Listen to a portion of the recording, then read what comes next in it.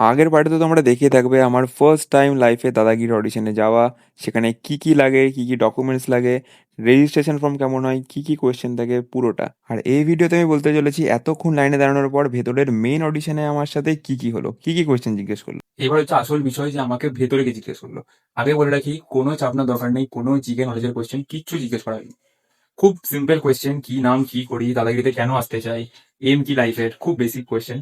আর বাচ্চা যদি কেউ যায় তাহলে কোন স্কুলে পড়ে, দেন কি হতে চায় বড় হয়ে, দাদাগিরি কোন রাউন্ড ফেভারিট, খুবই বেসিক কোয়েশ্চেন।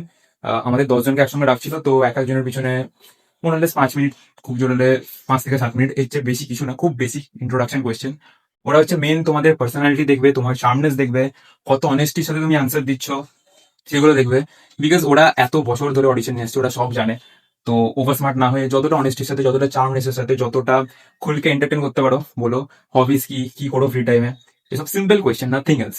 আমার সাথে আমার একটা ফ্রেন্ডও গেছিল দাদাগিরি অডিশন দিতে, আর একটা নর্মাল স্টুডেন্টদের যে দাদাগিরি অডিশন ক্র্যাক করা কতটা কঠিন সেটাও না হয় ওর মুখ থেকে শুনে নাও। বাকি আমাদের যে ব্যাচটা পড়েছিল, মানে যে 5 জন, ওরা মানে ওদের কাছে প্রচুর স্টোরি আছে নিজেদের লাইফের, আর ও শুনছেও বেশ মন দিয়ে। আর আমাদেরটা সেই তুলনায় প্রচন্ড ম্যাডামারা লাইফ, তো ওটা অত আর ইন্টারেস্টিং লাগছে না অবভিয়াসলি। একটা ছিল ব্যান্ড ওদের, ঠিক আছে, পাঞ্জাবি লোকটা, তো ওরা গান গায়, তারপরে গিটারিস্ট যে আছে তার আবার সোনার ব্যবসা আছে।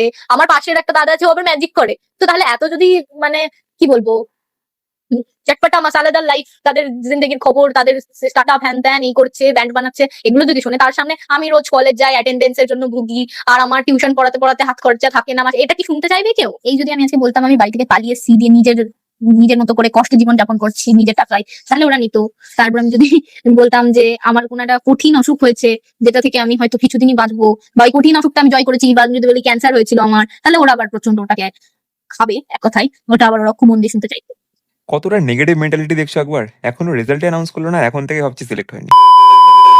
যাক, সিলেক্ট হবো কি হবো না সব পরের কথা, এক্সপিরিয়েন্সটা এনাফ ছিল। Thanks for watching the blog, দেখা হচ্ছে নেক্সট ব্লগে, বাই।